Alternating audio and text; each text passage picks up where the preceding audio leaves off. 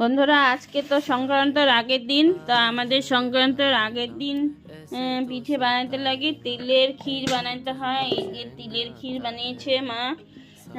তো আর সাদা পিঠা আর তিলের ইসে বানাতে হয়, তিলের কুলি পিঠা।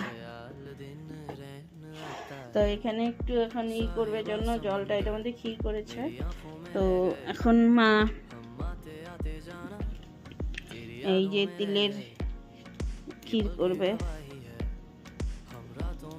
ঠিক তিলের ক্ষীর হয়ে গেছে, মানে পুলি পিঠা করবে। এখন এটা গুলে নিচ্ছে সাদা পিঠা করার জন্য। আচ্ছা,